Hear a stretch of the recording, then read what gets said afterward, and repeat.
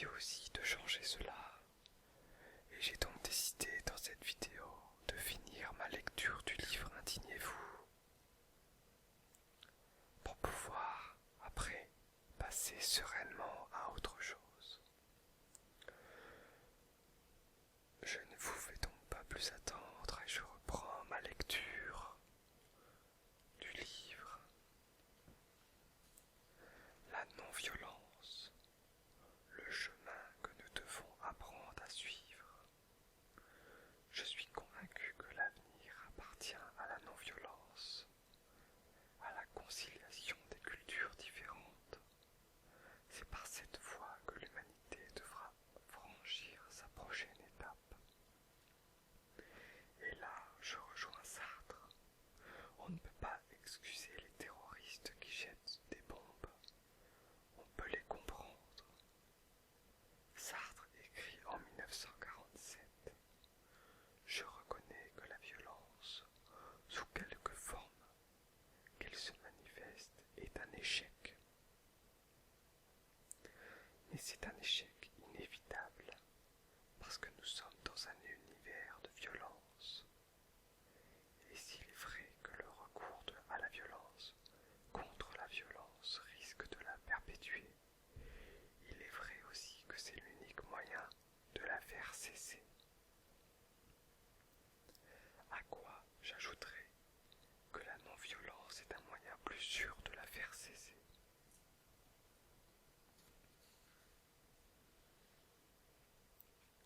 On ne peut pas soutenir les terroristes comme Sartre l'a fait au nom de ce principe pendant la guerre d'Algérie ou lors de l'attentat des Jeux de Munich en 1972 commis contre des athlètes israéliens. Ce n'est pas efficace et Sartre lui-même finira par s'interroger à la fin de sa vie sur le sens du terrorisme et à douter de sa raison d'être. Se dire « la violence n'est pas efficace », c'est bien plus important que de savoir si on doit condamner ou pas ceux qui s'y livrent. Le terrorisme n'est pas efficace. Dans la notion d'efficacité, il faut une espérance non violente. S'il existe une espérance violente, c'est dans la poésie de Guillaume Apollinaire que l'espérance est violente, pas en politique. Sartre, en mars 1980, à 3 semaines de sa mort, déclarait : « Il faut essayer d'expliquer pourquoi le monde de maintenant, qui est horrible, n'est qu'un moment dans le long développement historique, que l'espoir a toujours été une des forces dominantes des révolutions et des insurrections, et comment je ressens encore l'espoir comme ma conception de l'avenir. Il faut comprendre que la violence tourne le dos à l'espoir. Il faut lui préférer l'espérance de la non-violence. C'est le chemin que nous devons apprendre à suivre, aussi bien du côté des oppresseurs que des opprimés. Il faut arriver à une négociation pour faire disparaître l'oppression. C'est ce qui permettra de ne plus avoir de violence terroriste. C'est pourquoi il ne faut pas laisser s'accumuler trop de haine. Le message de Gandhi, de Mandela, de Martin Luther King Jr. trouve toute sa pertinence dans un monde qui a dépassé la confrontation des idéologies et le totalitarisme conquérant. C'est un message d'espoir dans la capacité des sociétés modernes à dépasser des conflits par une compréhension mutuelle et une patience vigilante. Pour y parvenir, il faut se fonder sur les droits dont la violation, quel qu'en soit l'auteur, doit provoquer notre indignation. Il n'y a pas à transiger sur ces droits. Pour une insurrection pacifique, j'ai noté, et je ne suis pas le seul, La réaction du gouvernement israélien confronté au fait que chaque vendredi, les citoyens de la petite ville de Balaïn en arabe, ce qui signifie sans puits en Cisjordanie, vont sans jeter de pierre, sans utiliser la force, jusqu'au mur contre lequel ils protestent. Les autorités israéliennes ont qualifié cette marche de terrorisme non violent. Pas mal. Il faut être israélien pour qualifier de terroriste la non-violence. Il faut surtout être embarrassé par l'efficacité de la non-violence qui tient à ce qu'elle suscite l'appui, la compréhension, le soutien de tous ceux qui dans le monde sont les adversaires de l'oppression.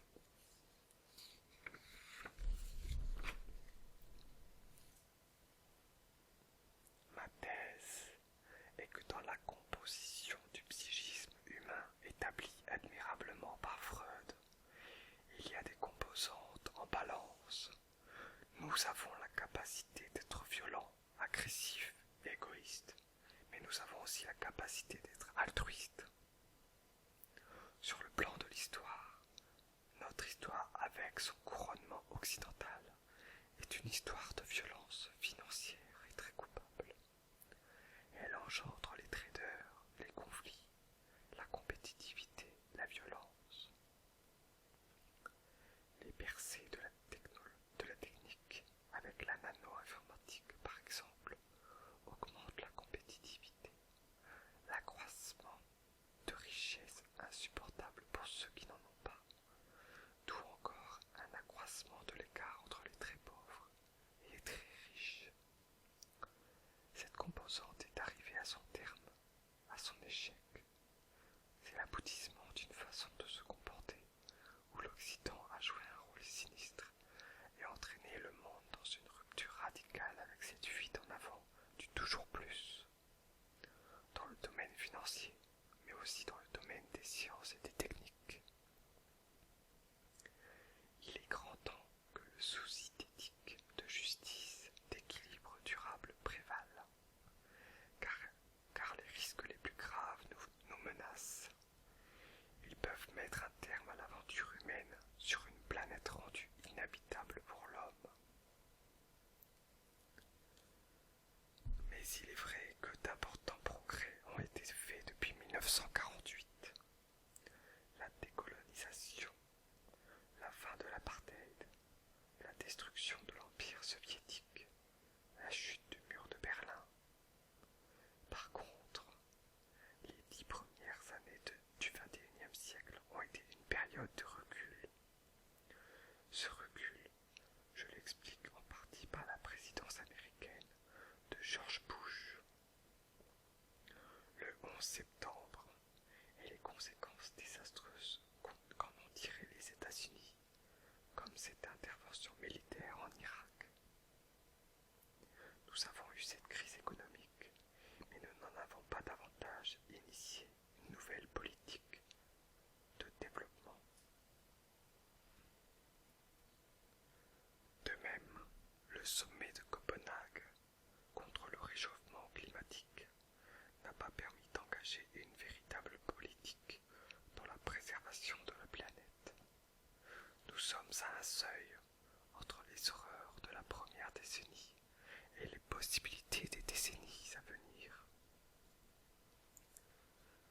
Je ne désespère pas de la sagesse chinoise. Longtemps, on a pensé qu'une évolution de l'Occident, États-Unis et Europe confondus, suffirait à montrer le chemin de l'histoire. Aujourd'hui, on sait que c'est plus compliqué et que l'Inde, la Chine, le Brésil sont des partenaires sans lesquels il ne peut pas y avoir de véritable progrès.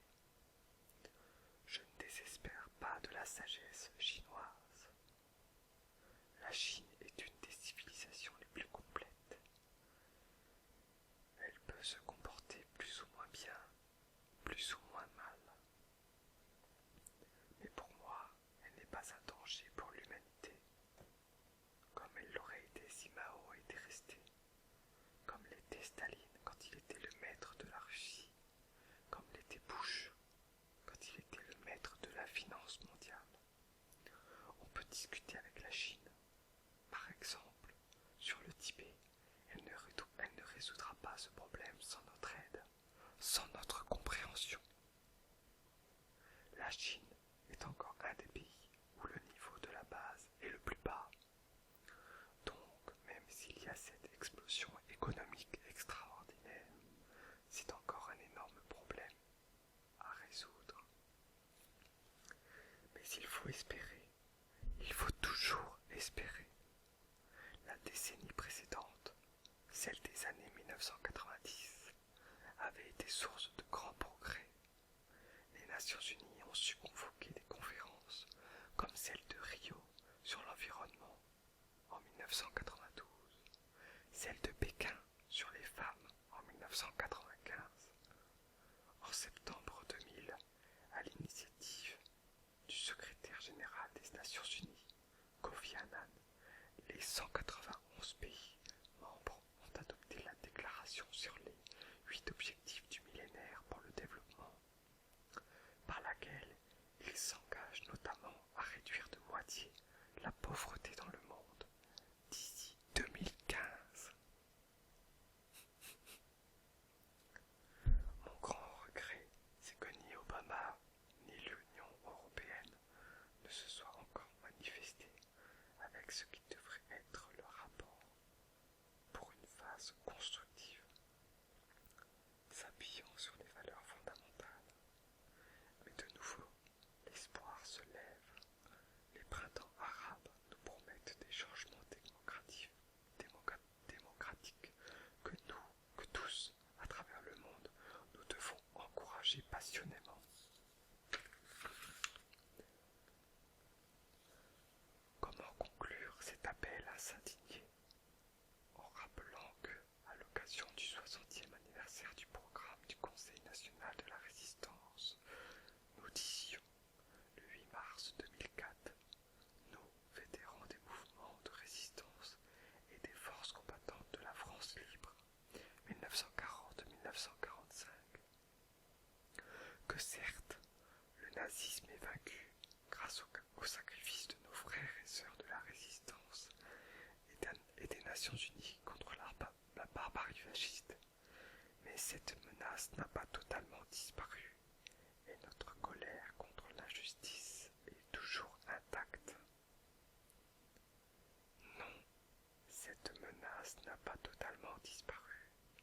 Aussi, appelons-nous toujours à une véritable insurrection pacifique contre les moyens de communication de masse qui ne proposent comme horizon pour notre jeunesse que la consommation de masse, le mépris des plus faibles et de la culture, l'amnésie généralisée et la compétition à outrance de tous contre tous.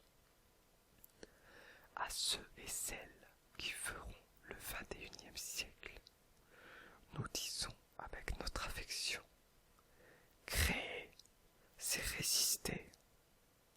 Résister, c'est créer.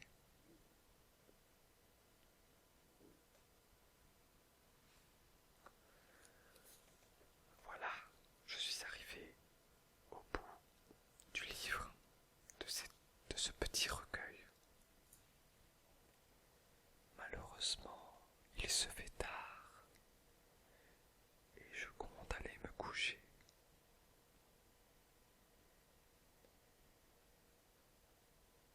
Donc, pour ma prochaine vidéo,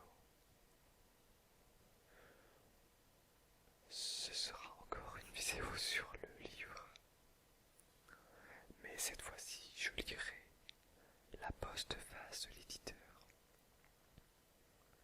qui raconte un peu l'histoire de la publication du livre et l'accueil qui lui a été fait. J'espère que cette vidéo vous aura plu. Vous aurez remarqué que je suis revenu au chuchotement parce que j'avais envie ce soir de chuchoter. Même si je n'apprécie pas forcément la qualité de mon chuchotement, j'espère que je pourrai m'améliorer avec la pratique. Je vous souhaite une bonne journée ou une bonne nuit je vous dis à bientôt.